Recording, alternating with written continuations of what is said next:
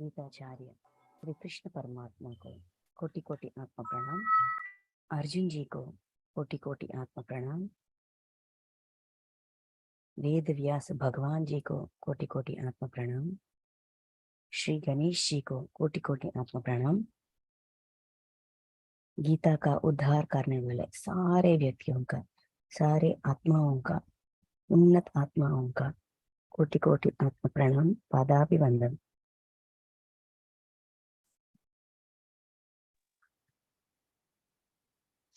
તમને બેન જય શ્રી કૃષ્ણ। सब ध्यान में है, हम हाँ। धीरे हैं। तो आज हम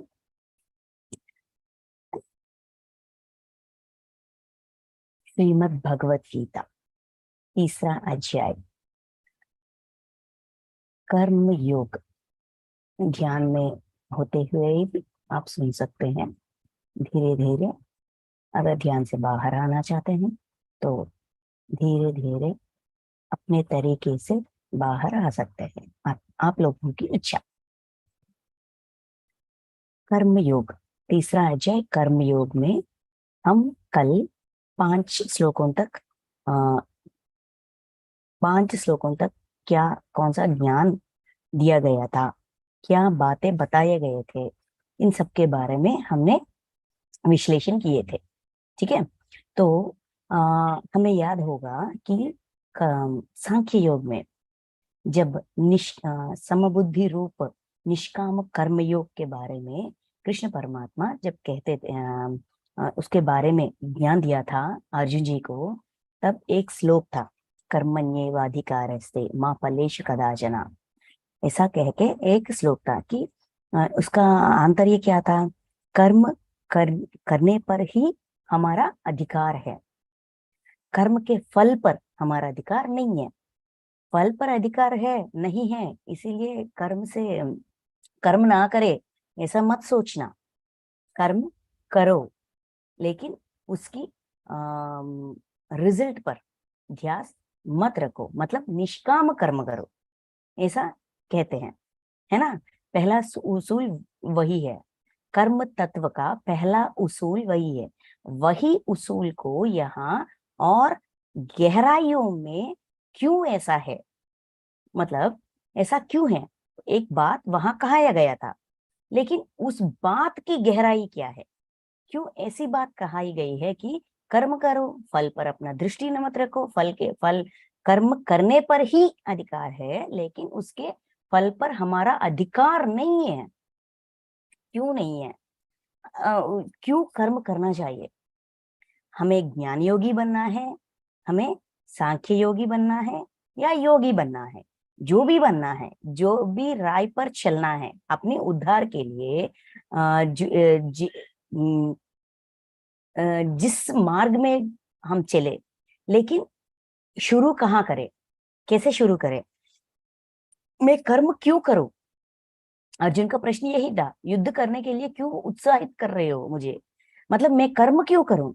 सिर्फ ज्ञान योगी बन जाऊं, मतलब सांख्य योगी बन जाऊं, साधना करके साधना में रह जाऊं तो हो जाएगा ना। कर्म क्यों करूं? कर्म करने पर क्यों मुझे उत्साहित कर रहे हो, ऐसा पूछ रहे हैं, है ना। तो कृष्ण परमात्मा उनको सच्चाई का पता, सच्चाई बता रहे हैं कि कर्म करना चाहिए। हमें सांख्य योगी बनना है या योगी बनना है, जो भी बनना है, जिस मार्ग में भी चलना है, कर्म करने से रोक नहीं सकते अपने आप को। ये मुमकिन नहीं है, कर्म के बिना कहीं कोई भी मार्ग पर चलना मुमकिन नहीं है। क्यों नहीं है? क्योंकि यहाँ ये जो श्लोक है ना, मनुष्य 5th वन, मनुष्य समुदाय, क्योंकि सारा मनुष्य समुदाय प्रकृति जनित गुणों द्वारा परवश हुई कर्म करने के लिए बाध्य मतलब जिम्मेदारी, बाध्य किया जाता है। और एक और बात, इस सेंटेंस से पहले सेंटेंस क्या था कि निस्संदेह कोई भी मनुष्य किसी भी काल में क्षण मात्र भी बिना कर्म किए नहीं रह सकते, नहीं रहता। मतलब इसका मतलब क्या है? कर्म मतलब क्या है? कर्म मतलब ये है कि इससे भगवान यह भाव दिखलाया है कि उठना, बैठना, खाना, पीना, सोना, जागना, सोचना, मनन करना, स्वप्न देखना, ध्यान करना और समाधि स्थित होना, ये सब के सब कर्म के अच्छे अंतर्गत है। मतलब सब कुछ कर्म ही है। कर्म मतलब काम, कर्म मतलब काम, हाथ उठाना, बातें करना, हिलना, डुलना, सब कुछ कर्म है। ये सारे कर्म के अतिरिक्त है। ये सब काम है जो हम कर रहे हैं। ये सब काम के बिना हम कुछ कर सकते हैं क्या? हम अच्छा ठीक है, एक एक क्षण के लिए समझते हैं कि हम संसार में नहीं है। हम ना कहीं हिमालयास पे, कहीं पे आ, तो आ, तो वहां बैठते हैं, साधना करते हैं। सिर्फ साधना में, साधना से मतलब ज्ञानी योगी बन जाते हैं, साधना में रहते हैं, ऐसा सोचते हैं। ठीक है, चले गए साधना के लिए, कहीं पे चले गए, कहीं पिरामिड पे चले गए, कहीं सेंटर पे चले गए, वहीं पे रुक गए क्योंकि वहां पे सब कुछ अवेलेबल है आजकल का पिरामिड सेंटर्स पे। तो चले गए, रुक गए। तो वहां हमेशा 24/7 ध्यान में रह सकते हैं क्या? ध्यान में, ध्यान करना भी एक कर्म है। उसके लिए उठना भी एक कर्म है, बैठना भी एक कर्म है, हाथे क्रॉस उंगलियों को क्रॉस करना भी एक कर्म है, खाना खाना कर्म है, उसको चबाना एक कर्म है। ठीक है, हम जो कर रहे हैं, डाइजेशन अपने आप हो जाती है, लेकिन खाना, खाने को चबाना वो भी एक कर्म है। तो कर्म के बिना ना तो हम सांख्य योगी बन सकते हैं, ना तो हम योगी बन सकते हैं। क्यों? क्योंकि प्रकृति जनित गुण, प्रकृति, प्रकृति की मतलब क्या है? प्रकृति की मतलब ये है कि यहाँ दो तरह की प्रकृति है। हम गहराइयों के बारे में सोच रहे हैं। जो ज्ञान कृष्ण परमात्मा हमको दिए गए हैं इस गीता के जरिए, इसकी गहराइयों में देखे तो सब कुछ समझ में आ जाता है। यहाँ प्रकृति मतलब हमको सिर्फ यही लगता है कि जो पांच भौतिक हवा, पानी, अग्नि, ये सब कुछ 5 एलिमेंट्स, इसको हम प्रकृति समझते हैं। लेकिन गहराइयों में जाए तो प्रकृति दो तरह की है। एक है मूल प्रकृति, जिससे हम बने हुए हैं। हमारी शरीर पंचभूतात्मक है। ये 5 भूतों से, ये 5 एलिमेंट्स से, प्रकृति के ये 5 एलिमेंट से बनी हुई है।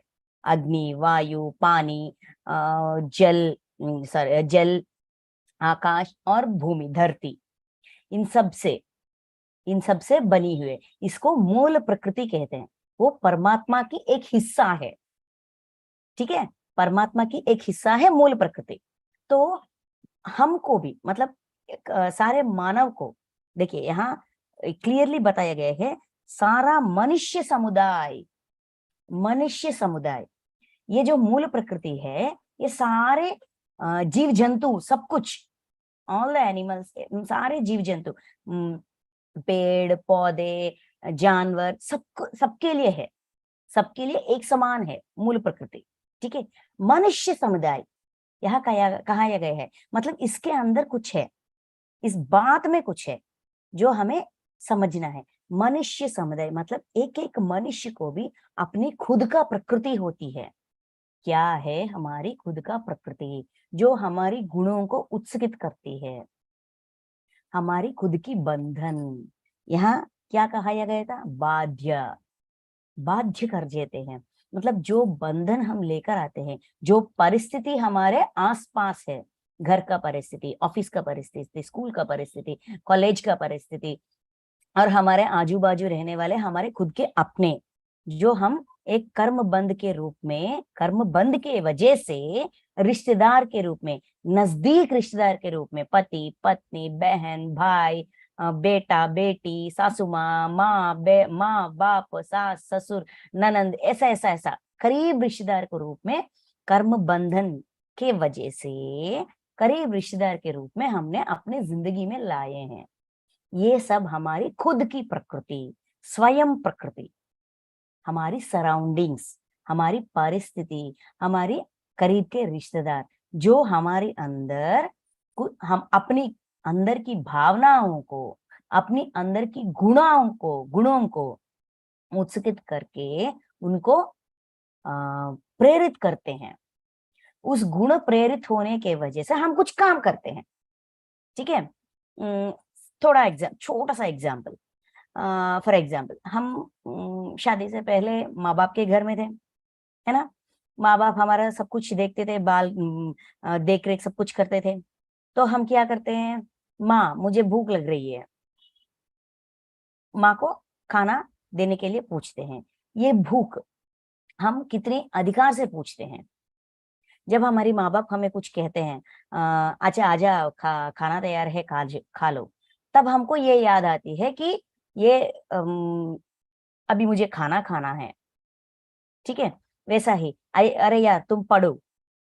हम ना उस समय हमको टीवी देखना या भाई बहन से खेलने की मन होती है, तो हमें तुरंत गुस्सा आ जाती है।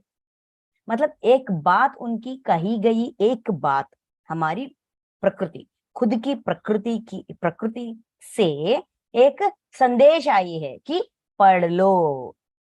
उस बात हमारे अंदर की एक गुण को बाहर निकाला। क्या है वो? गुस्सा। क्योंकि उस समय हमें खेलना या कुछ और काम करना या टीवी देखना, कुछ करने की मन था, पढ़ने की मन तो नहीं था। ठीक है, इसीलिए वहां क्या हुआ, हमारी खुद का गुण प्रेरित हो गए, अपने आप प्रेरित हो गई, क्योंकि उसकी खुद की प्रकृति की वजह से। तब हम कहते हैं हमेशा पढ़ो पढ़ो पढ़ो, वही कहते हैं आप। नहीं, मुझे खेलना है। काम किया, एक समाधान दिया। गुण प्रकृति जनित, प्रकृति की वजह से हमारे अंदर की गुण प्रेरित हो जाती है, गुण की वजह से हम काम करते हैं। ठीक है, ये तरीका है। ऐसा हो जाते हैं हम, कर्म ऐसा बांधे हुए करते हैं।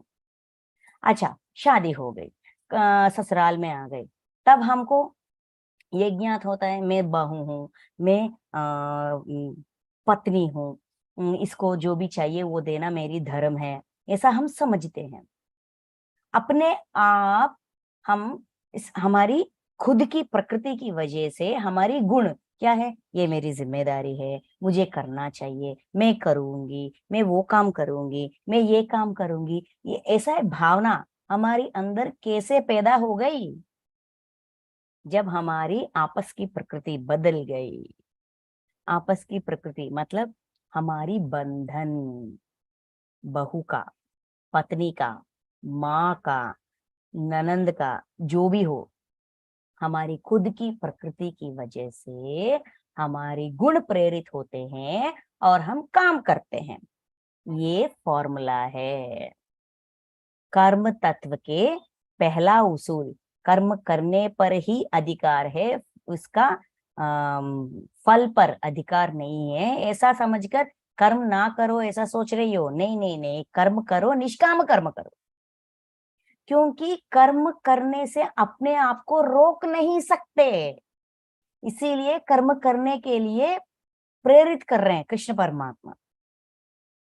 हम ये बात समझकर कर रहे हैं या ना समझी में कर रहे हैं, लेकिन हम तो काम कर रहे हैं। वही काम को थोड़ी अवेयरनेस से करें तो हम अपने आप को निष्काम कर्म में, निष्काम कर्म करने के लिए अपने आप को, खुद को प्रेरित कर सकते हैं। ठीक है, तो 3, 4, 5 इस अध्याय में, तीसरा अध्याय जो कर्म योग है, इसका पहला 2 1 और 2 श्लोकास में अर्जुन जी का प्रश्न था। 3, 4, 5 ऐसा समाधान था कि कर्म क्यों कर रहे हैं हम, किस कारण से, किस वजह से हम कर्म कर रहे हैं, कौन सी वजह है जो हमें कर्म करने पर प्रेरित कर रहे हैं। कर्म ना करे ऐसा तो मुमकिन ही नहीं है ना।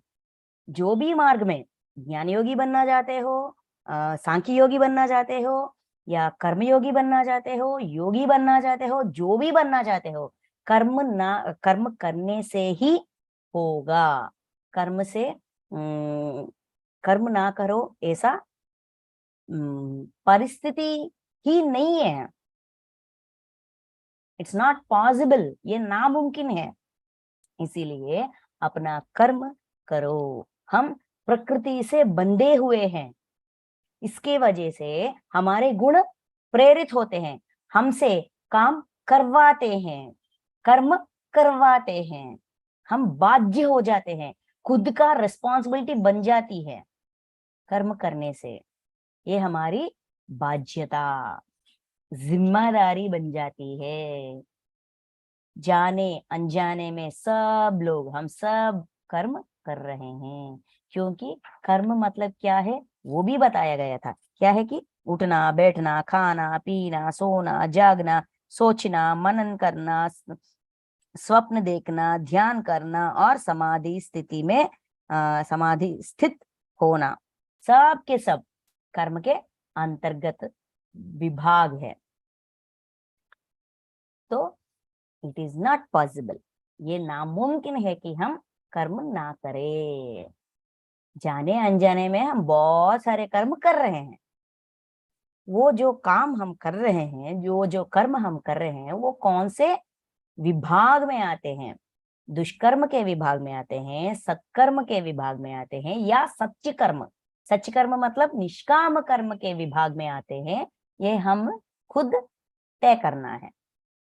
ठीक है, नेक्स्ट। अभी 6, 7 एंड 8 ये तीनों श्लोकों में ऐसा ज्ञान दिया गया था। ये तीनों श्लोक को मिलकर पढ़ते हैं, ठीक है।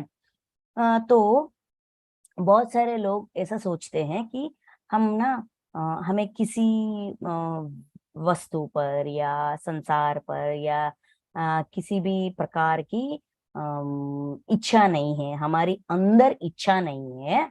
हम अंदर से और बाहर से अपने आप को रोक सकते हैं, अपने भावनाओं पर हमारा काबू है, हम स्थित प्रज्ञ हैं, ऐसा समझते हैं।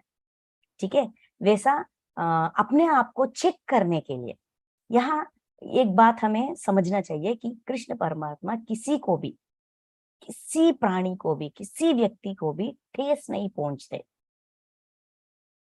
सिर्फ ऐसा समझते हैं। तो एक बार चेक कर लीजिए, अपने आप को परिशीलन कर लीजिए, चेक कर ले, आत्म परिशीलन कर लीजिए कि हम कहाँ पर हैं। अपनी सोच विचार, अपनी काम, ये सब कुछ हम कहाँ पर है, कहाँ तक हम इसका सही उपयोग कर रहे हैं। ये चेकिंग करने के लिए, खुद को चेकिंग, आत्म परिशीलन के लिए 6, 7 और 8 ये 3 श्लोकों में कुछ सलाह दिए गए हैं। ठीक है, देखते हैं। 6th वन, कर्मयोग में 6th श्लोक, जो मूढ़ बुद्धि मनुष्य समस्त इंद्रियों को हठपूर्वक ऊपर ऊपर से रोक कर मन से उन इंद्रियों के विषयों का चिंतन करता रहता है, वह मिथ्याचारी अर्थात डंभी कहा जाता है। देखिए, जो मूढ़ बुद्धि मतलब बुद्धि में मूढ़त्व है। मूढ़ बुद्धि मतलब ये कोई गाली नहीं है। मूढ़ बुद्धि, हमारी बुद्धि, ऐसी बातें ना हम सुनते सुनते उनको गाली समझते हैं। नहीं, बुद्धि में मूढ़त्व मतलब मूर्खत्व। कुछ लोगों को कुछ समय में, हम कुछ लोग नहीं कहेंगे, कुछ क्षणों में, कुछ परिस्थितियों में हम ना कुछ बात को लेकर ऐसे अड़े रहते हैं, समझने की प्रयास ही नहीं करते। हमारी बुद्धि मूर्ख बन जाती है कुछ विषयों में। देखिए, सारे विषयों में हम खुले खुले रहते हैं ऐसा नहीं है ना। कुछ विषयों में हम ना अड़े रहते हैं, नहीं ये तो ऐसा ही है, इससे अतिरिक्त कुछ नहीं है, ये ऐसा ही है, तुम कुछ भी कहो मैं ऐसा ही रहूंगा, इस विषय में मेरा राय यही है, मैं बदलूंगी नहीं। समय बदले, काल बदले, आजू बाजू के लोग बदले, लेकिन इस विषय में मैं नहीं बदलूंगा। ऐसा मूर्खता से अपने बुद्धि को बांध कर रखते हैं, अड़े रहते हैं। इसीलिए मूढ़ बुद्धि, बुद्धि में मूढ़त्व, बस, उससे अतिरिक्त ये कोई गाली नहीं है, ठीक है। मूढ़ बुद्ध मनुष्य, कोई भी मनुष्य, वो हम हो सकते हैं और कोई हो सकते हैं, लेकिन हम हमेशा अपने पर ही सेल्फ चेकिंग ही कर सकते हैं, क्योंकि नो कंप्लेंट्स, नो जजमेंट्स। वो व्यक्ति वैसा है, ये व्यक्ति वैसा है, ये हमारा काम नहीं है। मैं कैसा हूं, अपने आप को चेक करूं, अपने आप को कुछ बदलने की प्रयास करूं, अपने अंदर का आत्म परिशीलन करूं। गीता का ज्ञान खुद के लिए, किसी और के लिए नहीं, खुद को समझने के लिए, खुद को, खुद के अंदर बदलाव लाने के लिए, खुद को जो हम जो भी काम या जो भी करते हैं वो बहुत अच्छी तरह से कर पाए और खुद का उद्धार करें, सिर्फ इसके लिए है। इसलिए हम अपने ऊपर ही उंगली रखते हैं, ठीक है। तो मनुष्य समस्त इंद्रियों को हठपूर्वक ऊपर से रोक कर मन से उन इंद्रियों के विषय का चिंतन करते रहता है। हठपूर्वक नहीं, मैं वो देखूंगा नहीं, मैं वो सुनूंगा नहीं, मैं वो काम नहीं करूंगा, ये ऐसा करने से मैं भावना में बह जाऊंगा, मैं ना ये ऐसा बन जाऊंगा, ऐसा हम कुछ विषयों में हट से रहते हैं, हठपूर्वक बाहर से रोकते हैं अपने आप को, बाहर दिखलावा करते हैं, दिखावा करते हैं, नहीं ये कैसा भी हो जाए, साड़ियां खरीद कर ना दें, या गहनों पर, या किसी मीटिंग पर, या किसी घर का विषय में, या निजी जिंदगी के बारे में, या स्पिरिचुअल आध्यात्मिक लाइफ के बारे में, किसी के बारे में, किसी विषय में भी मैं ठीक हूँ, मुझे कुछ नहीं चाहिए, मैं ऐसा ठीक हूँ, मैं स्थितप्रज्ञ हूँ, मुझे कुछ नहीं चाहिए, कुछ ना मिले तो भी मैं खुश हूं, मुझे नहीं चाहिए, ऐसा हठपूर्वक बाहर से अपने इच्छाओं को, अपने भावनाओं को रोकते हैं, उस पर दबाव डालते हैं, नहीं चाहिए, नहीं चाहिए, नहीं चाहिए, नहीं चाहिए। लेकिन मन के अंदर इंद्रियों के जरिए, देखिए, इंद्रियों के विषयों का चिंतन करता रहता है। इंद्रियों के विषय, इंद्री और विषय, हम सांख्य योग में भी इसके बारे में हमको बताया गया था। विषयेंद्रिय संयोग की वजह से ये हो रहा है। विषय और इंद्रिय, इंद्रिय हमारा पास है, विषय बाहर है।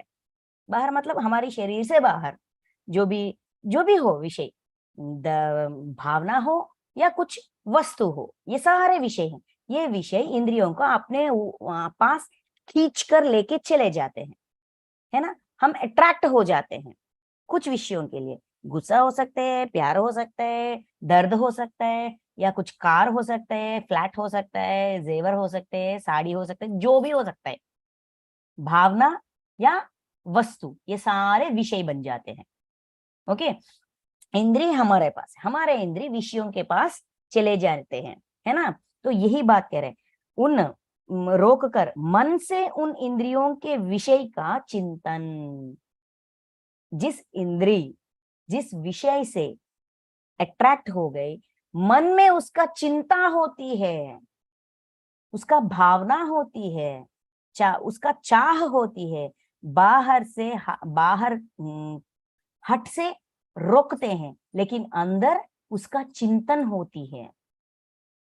वैसे लोगों को मिथ्याचारी, मिथ्याचारी, मिथ्या की मतलब क्या है, जो नहीं है वो है, वैसा समझने वाला, जो है वो नहीं है वैसा समझने वाला, भ्रम में रहने वाला। भ्रम, भ्रम ही है ना, जो नहीं है उसको है, वो वे है। मतलब बाहर से मुझे नहीं चाहिए, नहीं चाहिए, मैं मुझे इस पर इच्छा नहीं है, लेकिन अंदर इच्छा है। बाहर एक स्वभाव है, अंदर एक स्वभाव है। ये मिथ्या है, यह भ्रम है कि मुझे कोई भी वस्तु पर इच्छा नहीं है, भ्रम है ना। इसीलिए मिथ्याचारी, आचारी मतलब जो नहीं है उसी जो है उसको देखने की इच्छा ही नहीं है, स्वीकारने की इच्छा ही नहीं है, भ्रम में जी रहे हैं।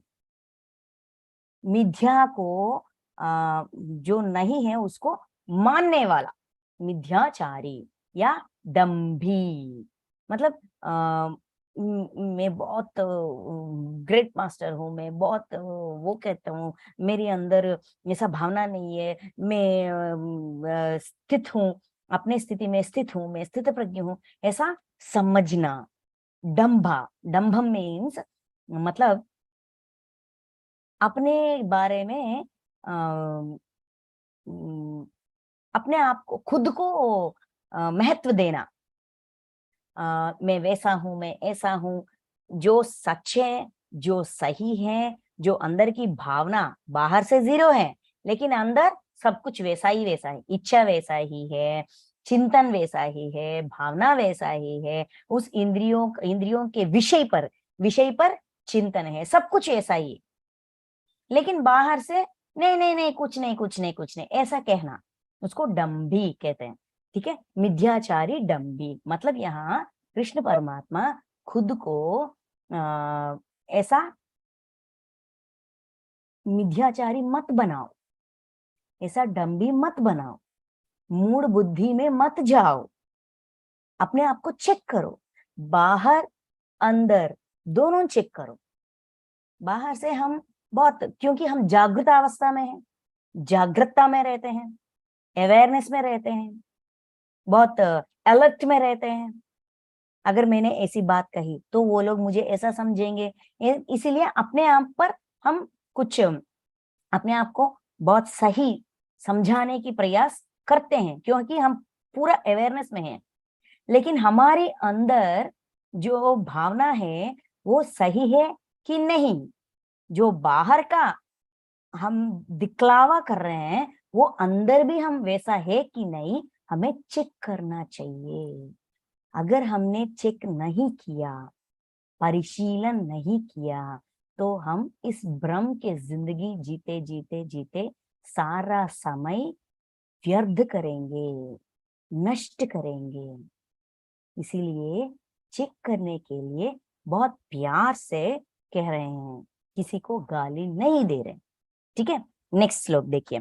ये इस 6th श्लोक में बात यह है कि अंदर सब कुछ है, बाहर जीरो जैसा दिखलावा कर रहे हैं, उनको मूढ़ बुद्धि, मिथ्याचारी, डंभी कह रहे हैं। ठीक है, हमें वैसा नहीं होना चाहिए।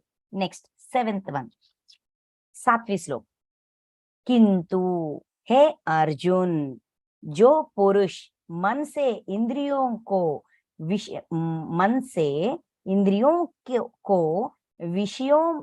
विषय में करके वश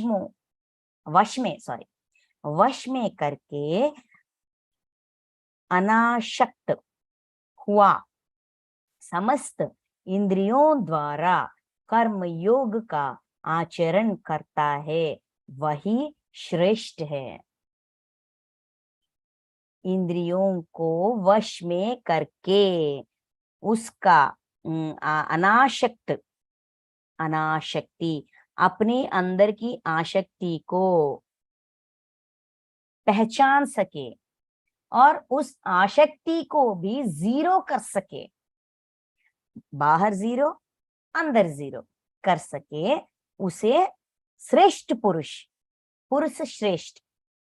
पुरुष मतलब आत्मा, जीवात्मा, आत्मा को पुरुष कहते हैं। यहाँ पुरुष मतलब सिर्फ मर्द है, औरत का कोई ताल्लुक नहीं है। यहाँ पे कृष्ण परमात्मा औरत को कुछ नहीं कह रहे हैं, सिर्फ सारे रूल्स पुरुष को है, ऐसा नहीं है। पुरुष और स्त्री आत्म स्थिति को रिप्रेजेंट करती है। स्त्री तत्व, पुरुष तत्व, कैरेक्टराइजेशन। बस शरीर मर्द औरत तो सबके लिए है। आत्मा को ज्ञान दे रहे, मतलब हमें पुरुष श्रेष्ठ बनना है या मिथ्याचारी बनना है, सिर्फ हमें तय करना है। अगर हम अंदर से हमारे अंदर सारे चिंतन सारे इच्छाएं वैसा ही है और बाहर से हम जीरो जैसा दिखलावा कर रहे हैं तो हम मिथ्याचारी बन जाते हैं। हम अंदर और बाहर जीरो हैं, अपनी इंद्रियों को अपने वश में किए हैं तो हम पुरुष श्रेष्ठ हो जाते हैं। ठीक है, तो किंतु हे अर्जुन, जो पुरुष मन से इंद्रियों को वश में करके अनासक्त हुआ समस्त इंद्रियों द्वारा कर्म योग का आचरण करता है, सिर्फ आसक्ति छोड़ना ही नहीं, अंदर आसक्ति नहीं है लेकिन बाहर कर्म कर रहा है, मतलब आसक्ति को छोड़कर अपना काम करना ही पुरुष श्रेष्ठ है। ठीक है, तो इसका मतलब क्या है? अगर कोई बताना चाहते हैं तो बता सकते हैं।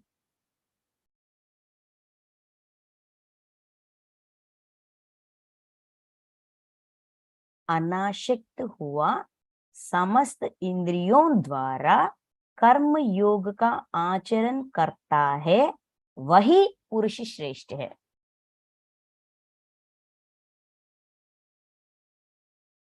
कोई समाधान देना चाहते हैं तो हैंड राइज कर सकते हैं, मैं अनम्यूट कर लूंगी।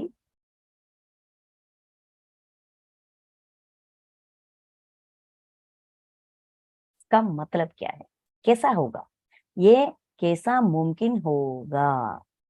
अंदर अनाशक्ति, अपने बाहर का जो भी बाहर से जीरो है, मुझे कुछ नहीं चाहिए, मैं ठीक हूँ, मैं अपने बंधन में अपने कर्तव्य का सही पालन कर रही हूँ, मैं मेरे अंदर कोई इच्छा नहीं है, कोई चिंता नहीं है, ये बाहर है।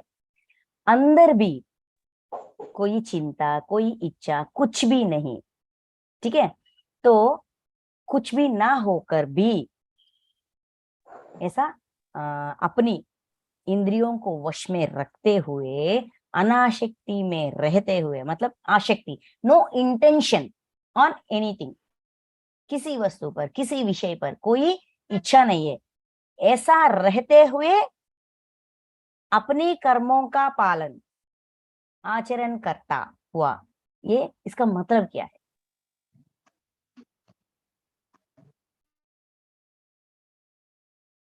स्नेहल मैडम, आप अनम्यूट हुए, कुछ कहना चाहते हैं?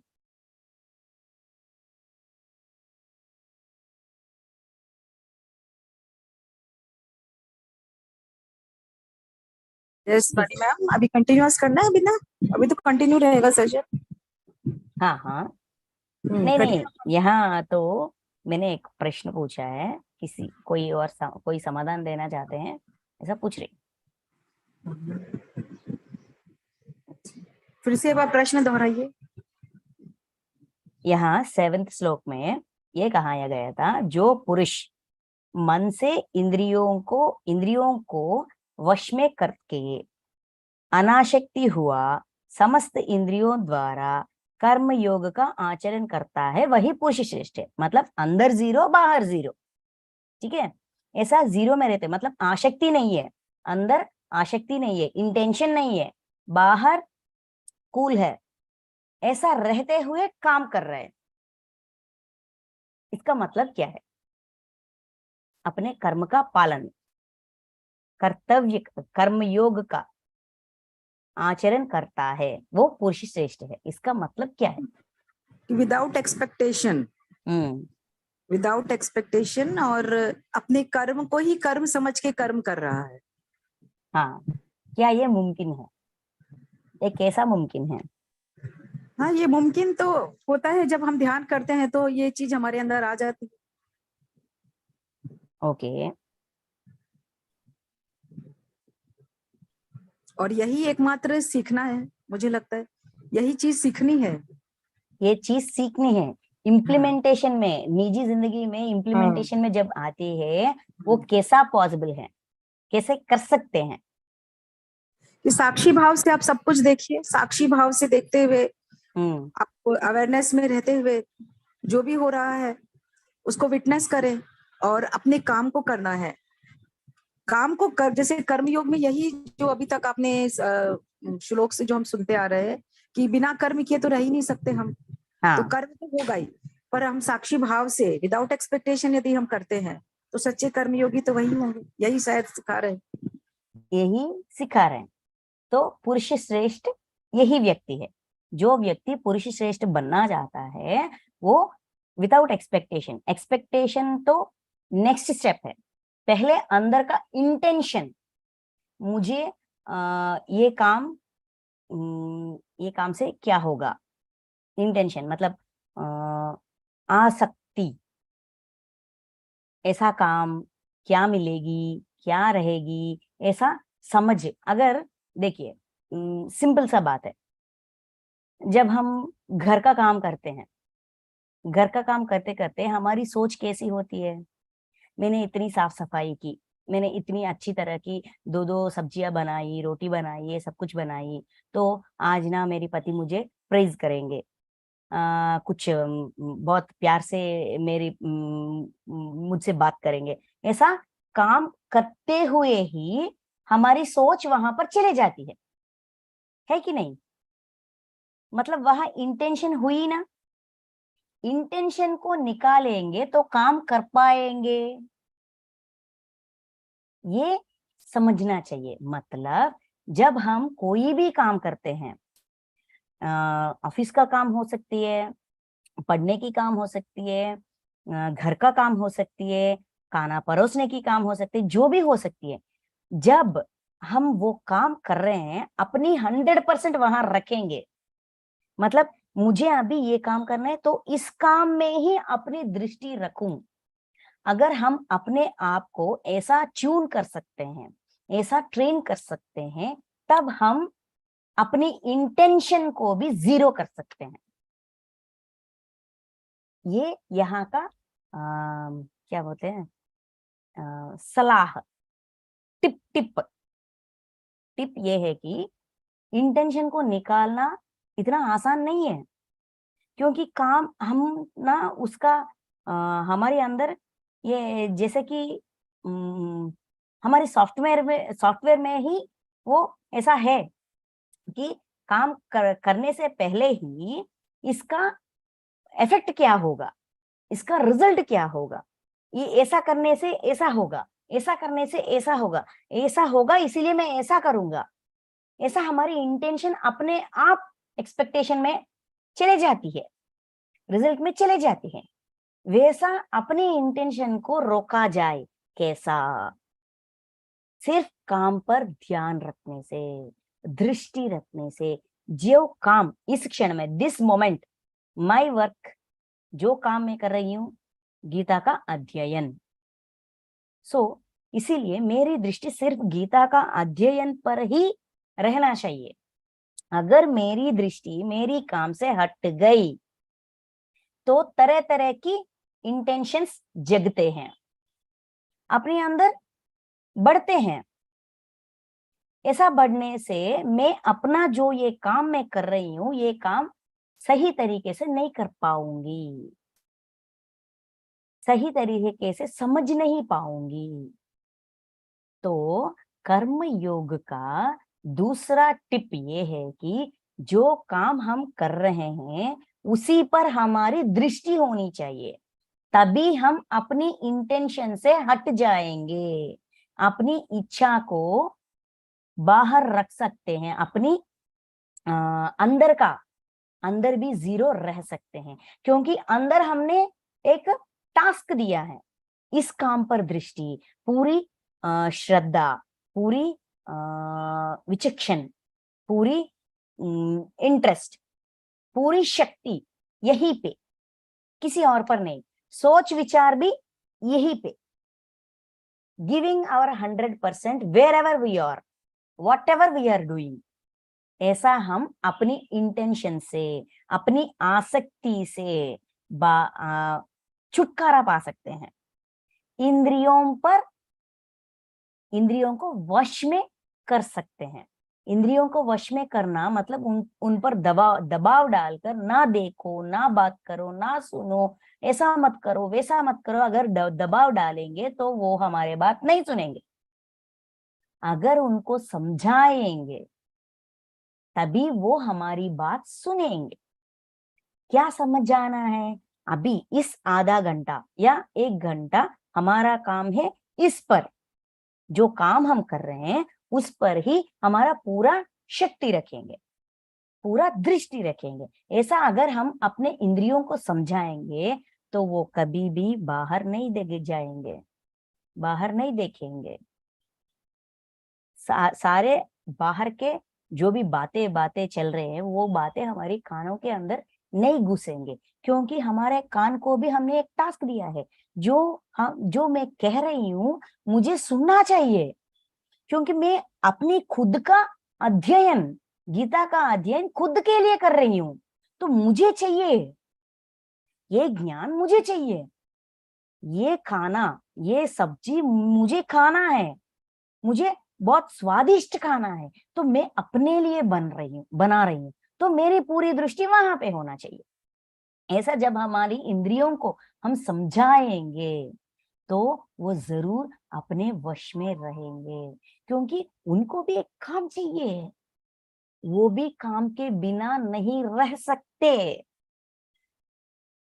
अगर हम काम नहीं देंगे तो खुद का काम सेलेक्ट करेंगे, इंटेंशन जग जाएगी, जो चाहिए उस पर चली जाएगी, जो सोच है वहां चली जाएगी, जो सुनना है वहां चली जाएगी, जो बात करना है, जो बात कहना चाहती है उसके बिना कुछ और कहेगी, है ना। तो ऐसा पॉसिबल है, अंदर जीरो बाहर जीरो, ऐसा मुमकिन है। जैसे कि इंद्रियों को वश में करके अनासक्त हुए कर्म योग का आचरण कर सकते हैं। अपने कर्म पर हम पूरा काबू रख सकते हैं और पूरी तरह से अपना काम बहुत अच्छी तरह से निभा सकते हैं। ये पुरुष श्रेष्ठ, जो पुरुष मतलब जो आत्मा श्रेष्ठ बनना चाहते हैं, अपने काम करने की तरीके को ऐसा करना चाहिए। ये काम करने की तरीका है, ठीक है। हम तरीका से या without any rules and regulations काम तो कर रहे हैं, काम करना तो सबको है। पूरी श्रद्धा से करेंगे, पूरी अपनी आसक्ति को निकाल कर करेंगे, उस काम को बंधन से जैसा बनाएंगे या निष्काम कर्म बनाएंगे, ये हमारी हाथों में ही है। इसीलिए हमको सलाह दे रहे कि जब अपने काम पर दृष्टि रखेंगे, अंदर जीरो बाहर जीरो अपने आप बन जाएगी। हमेशा 24/7 हमें ऐसा पुरुष श्रेष्ठ रहना है। तो जो भी काम इस क्षण में जो भी काम मैं कर रही हूँ, मेरी पूरी श्रद्धा वही काम पर, इच्छा वही काम पर, पूरी शिद्दत से जब मैं करूंगी, अपने आप वो निष्काम कर्म बन जाएगी। ठीक है। 8th वन यहाँ, तू शास्त्र विहित, और यहाँ ना एक क्या कहते हैं, एक कॉशन बताते हैं। कुछ लोग ना इस श्लोक को अपनाकर लूप होल्स, देखिए अपनी न्याय शास्त्र में भी लूप होल्स होते हैं, उस लूप होल को पकड़कर बहुत सारे लोग इस अपनी शिक्षा से बाहर जाने की प्रयास करते हैं। वैसा ही बहुत सारे लोग, मैं नॉनवेज खा रही हूँ लेकिन मेरी अंदर इच्छा नहीं है, मेरी अंदर आसक्ति नहीं है, मेरे इंद्रियों को नहीं चाहिए, बस खा रही हूँ, मेरी जीभ को नहीं चाहिए, मेरी इंद्रियों को चाहिए नहीं, मेरी अंदर आसक्ति नहीं है। जैसे कि मैं आलू सब्जी वगैरह खाता हूँ वैसा ही चिकन भी खा रही हूँ, बस मेरी अंदर आसक्ति नहीं है। ऐसा बहुत सारे लोग कहते हैं। अपने आप को तरफदारी, खुद का तरफदारी के लिए इस श्लोक का इस्तेमाल करते हैं, लेकिन इसके पीछे ही मतलब ये 7th है ना, 8th श्लोक, इस 8th श्लोक में कंडीशन रखा गया है, अंदर 0 बाहर 0। ठीक है, काम जैसा भी काम हो, कोई भी काम पर अंदर 0 बाहर 0 ऐसा नहीं है। शास्त्र विहित कर्म, शास्त्र विहित कर्म के लिए ही ये उसूल अप्लीकेबल है। ये जो उसूल बताया गया है वो सिर्फ शास्त्र विहित कर्मों के लिए ही उपलब्ध है, अप्लीकेबल है। देखिए, इसीलिए गीता में सिर्फ एक श्लोक पकड़कर ऐसा कहाया गया है, ऐसा कहाया गया है, ऐसा कहाया गया है कहना मूर्खत्व है, क्योंकि एक श्लोक उसका पहले का श्लोक और पीछे का श्लोक दोनों से कनेक्ट होती है, पहले वाला और पीछे वाला, और ये तीनों को मिलाकर ही देखना चाहिए, तीनों को मिलाकर ही समझना चाहिए, तभी हम गलती नहीं करेंगे। देखिए, ये इस श्लोक देखिए 8th वन, तू शास्त्र विहित कर्तव्य कर्म कर। शास्त्र विहित होना चाहिए, जो कर्म हम करते हैं वो शास्त्र विहित होना चाहिए, अपना कर्तव्य भी होना चाहिए, क्योंकि कर्म ना करने की अपेक्षा कर्म करना श्रेष्ठ है, तथा कर्म ना करने से तेरा शरीर निर्वाह भी नहीं सिद्ध होता। तो हम समझते हैं ना, नहीं इतना कष्ट है कर्म करने से, कर्म करने में इतनी कंडीशन है, तो मैं कर्म ही ना करूं, पूरा कर्म ही ना करूं, कोई काम नहीं करूं, सिर्फ बैठ जाऊं बैठ जाऊं बैठ जाऊं बैठ जाऊं, खाओ पियो सो, ऐसा सोच रही हो क्या? नहीं, कर्म करना, देखिए कर्म ना करने से तेरा शरीर निर्वहन भी नहीं सिद्ध होता है। अपने खुद के शरीर के निर्वहन के लिए भी हमें कुछ कर्म करना चाहिए, इसके बिना हम जीवित ही नहीं रह सकते, खुद का शरीर का निर्वहन ही नहीं कर सकते, इसीलिए कर्म ना करना ये नामुमकिन है, कर्म तो करना ही पड़ेगा। इच्छा से ना इच्छा से विद्याचारी बनो, पुरुष श्रेष्ठ बनो, जो भी बनो, जो भी बनना चाहते हो, कर्म तो करना ही पड़ेगा। और कैसा कर्म करना है? शास्त्र विहित कर्तव्य कर्म करना है, सिर्फ इस काम के का ही ये सारे उसूल अप्लीकेबल है। शास्त्र विहित मतलब क्या है? धर्म का काम, मतलब हिंसा नहीं हो वही काम। देखिए, सारे शास्त्रों में क्या कहाया गया है? धर्म, धर्म का पालन। धर्म क्या है? अहिंसो परमो धर्मः, सारे धर्मों से ऊपर है अहिंसा, मतलब हिंसा नहीं करना। हिंसा की मतलब क्या है? दर्द देना, किसी के रूप में, शारीरिक दर्द, मानसिक दर्द, आर्थिक दर्द, बातों से विचारों से पेन, दर्द देना, ये हिंसा है। मैं मांसाहारी नहीं हूं, मैं शाकाहारी हूं, लेकिन अपने मुंह से सबको गाली देती हूँ, मीठी कड़वा कड़वे बातें सुनाती हूँ, मैं शाकाहारी हूं, मैं धर्म में हूं? नहीं, नहीं, बिल्कुल नहीं। किसी लेवल पे भी, कोई भी लेवल पे भी पेन, दर्द देना, मानसिक रूप से, शारीरिक रूप से, आर्थिक रूप से, बातों से, किसी के रूप में दर्द देना हिंसा है। अहिंसो परमो धर्मः, तो शास्त्र विहित कर्म की मतलब क्या है? धर्म वाली कर्म, जो काम हम कर रहे हैं उस काम में पेन नहीं होना चाहिए, किसी को पेन नहीं देना चाहिए, खुद को पेन नहीं देना चाहिए। हम भी इस विश्व का एक भाग है, ये सा काम में अंदर 0 बाहर 0, आसक्ति के बिना। ठीक है, और एक और बात, कर्तव्य कर्म, काम को, अरे यार कैसा ससुराल, कैसा काम, इन लोगों के लिए इतना काम करूं, इतना काम करूं, ये मैं क्यों करूं, इनके लिए क्यों करूं? क्योंकि वो हमारा कर्तव्य है, कोसते कोसते नहीं, जैसे कि हम किसी का उद्धार कर रहे हैं, आप ये जो काम करते करते किसी का उद्धार कर रहे हैं ऐसा समझते हैं। नहीं, वो हमारा कर्तव्य है। कर्तव्य मतलब बाध्यता, जिम्मेदारी से ऊपर है कर्तव्य।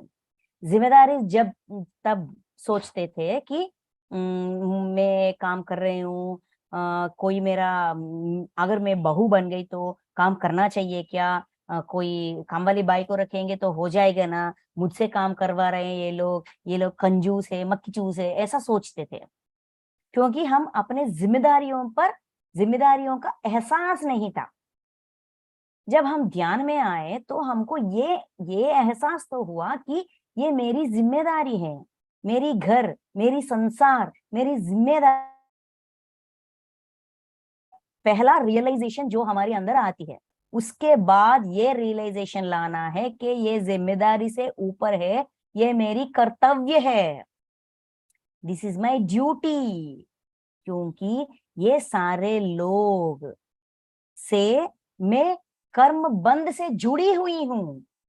किसी जन्म में मैं इनका सर्विसेज, इनसे सेवा करवाई हूं, इसीलिए मैं अब इनको सेवा कर रही हूं, है ना। जिम्मेदारी से ऊपर है कर्तव्य, तो कर्तव्य कर्म ये मेरी कर्तव्य है, ऋण है, कर्म ऋण है। इसीलिए मैं ये सारे लोग मेरी जिंदगी में इतने क्लोज सर्किल बनकर आए हैं, क्योंकि किसी किसी के साथ तरह तरह की ऋण है, वही ऋण मैं चुका रही हूं, है ना ऐसा। इसीलिए उसको कर्तव्य समझकर करना चाहिए। जब हम कर्तव्य समझेंगे तो हमें ये ऐसा भावना नहीं होगा मुफ्त का काम कर रही हूं।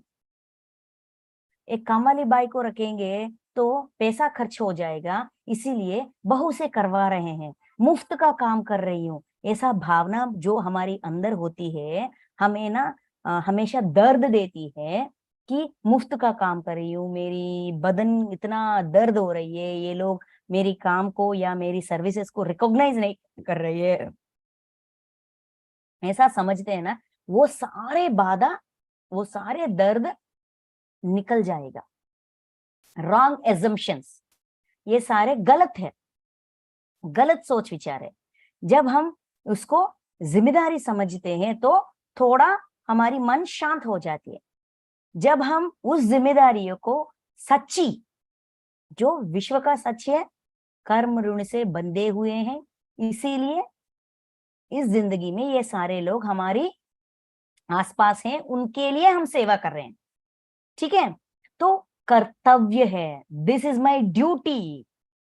जब हम इसे कर्तव्य की रूप में देखेंगे, जो काम हम कर रहे हैं, मैं माँ हूं, बच्चों को खाना देना मेरी कर्तव्य है, मैं पत्नी हूं, पति का जो भी आवश्यकता है, जो भी हमारी जो भी आवश्यकता है, कर्म ऋण है, वो पूरा करना मेरी कर्तव्य है।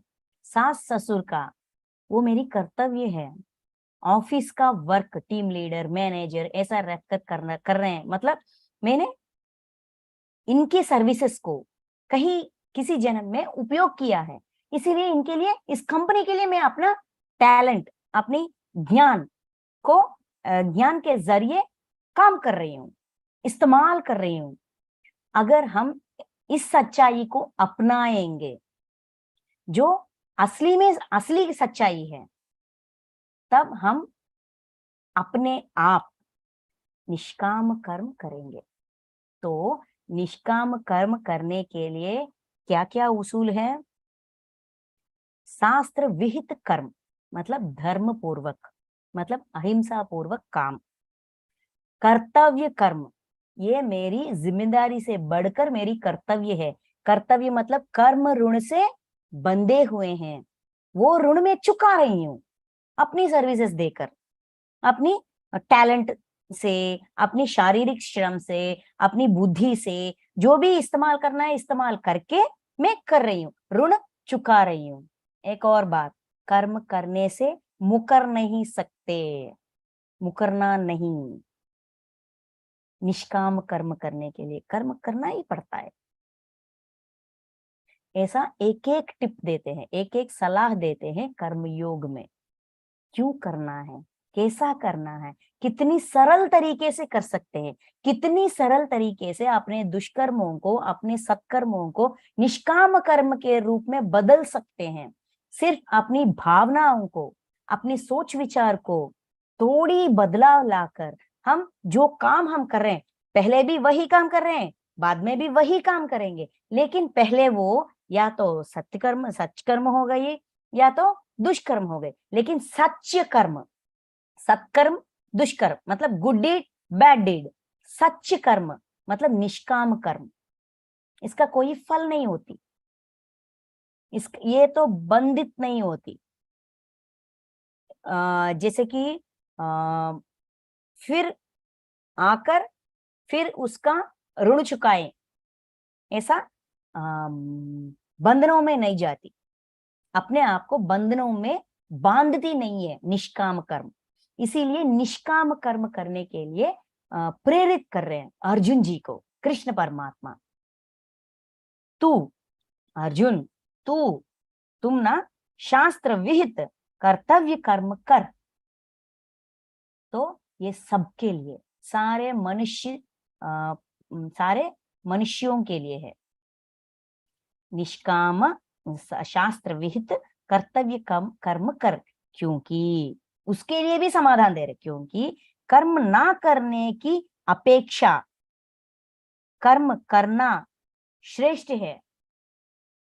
इंस्टेड ऑफ कर्म में कोई काम नहीं करूंगा, अगर काम करूंगा या तो वो दुष्कर्म हो जाएगी या सत्कर्म हो जाएगी, ये क्यों, ऐसा अकाउंट ही क्यों खोलूं, मैं काम ही नहीं करूंगा, ऐसा मत सोचना। कर्म करना ही श्रेष्ठ है, कर्म ना करूं उससे अतिरिक्त कर्म करना ही श्रेष्ठ है। तथा, क्योंकि तथा एंड कर्म ना करने से तेरा शरीर निर्वहन भी नहीं सिद्ध होगा। अपना खुद का निर्वहन भी हम नहीं कर सकते कर्म ना करने से, इसीलिए कर्म करो, वो भी शास्त्र विहित कर्तव्य कर्म करो। तब वो अपने आप, जब हम शास्त्र विहित करते हैं, कर्म करते हैं, कर्तव्य समझकर करते हैं, अपने अंदर इंटेंशन मतलब आसक्ति नहीं होगी, अपने सारे इंद्रिय अपने वश में होगी, क्योंकि सारे इंद्रिय को ये समझ में आ गए कि ये हमारी कर्तव्य है, हमने उनके सर्विसेज का उपयोग किया है, अभी हमारा सर्विसेज देकर ये ऋण को चुका रहे हैं, तो हम कर लेते हैं। वो भी समझेंगे, हमारे इंद्रिय भी हमारी बात मानेगी और हमारा साथ देकर, हमारा मित्र बनकर हमें निष्काम कर्म करने पर प्रेरित करेंगे। आज का सिर्फ 3 ही श्लोक हुए हैं, लेकिन बहुत महत्वपूर्ण अध्याय है। कर्म तत्व, कर्म योग, दी बेस्ट प्रोसेस, अपने खुद की जिंदगी को खुशहाल बनाने के लिए, खुशी खुशी जीने के लिए कर्म योग को, कर्म तत्व को समझना और अपने कर्म उस जरिए, उस उसूलों से मिलाकर करने से हम बहुत कुछ सीख लेते हैं, तभी हमको हमारी आत्म तत्व समझ में आएगा। इसीलिए फर्स्ट सेक्शन, ये भगवत गीता 3 षटकों में बटाया गया है, 18 चैप्टर्स, राइट। 3 षटक कहते हैं, मतलब पहला 6 चैप्टर्स एक ही ज्ञान को ज्यादातर, मतलब मोर परसेंटेज अबाउट 1 नॉलेज, वो क्या है, कर्म योग। दूसरा 7 to 12, ये 6 चैप्टर्स, अध्याय हमको भक्ति योग के बारे में बताते हैं। 13 से 18 ज्ञान योग। कर्म योग नहीं समझेंगे तो भक्ति योग और ज्ञान योग समझ में नहीं आएगा, इसीलिए कर्म योग बहुत महत्व है। इसीलिए अर्जुन जी को कृष्ण परमात्मा, क्यों मुझे उत्साहित कर रहे हो, क्योंकि काम करने से कोई मुकर नहीं सकते,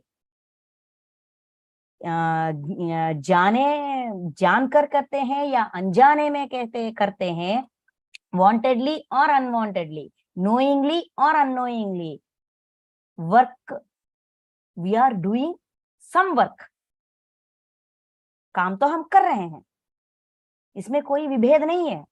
जो काम हम कर रहे हैं वो एक अच्छी सरल तरीके से करें ताकि हम बंधनों में अपने आप को फंसा ना जाए।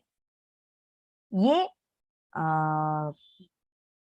प्रोसेस हमको सिखा रहे हैं कृष्ण परमात्मा। शास्त्र विहित निष्काम कर्म, शास्त्र विहित कर्तव्य कर्म आसक्ति के बिना अपने सारी इंद्रियों को वश में रखकर कर सकते हैं। ऐसा करने से ना ही वो दुष्कर्म बन जाएगी, ना ही वो सत्कर्म बन जाएगी, वो सत्य कर्म बन जाएगी। सत्य कर्म मतलब निष्काम कर्म बन जाएगी। ठीक है, thank you masters, thank you so much.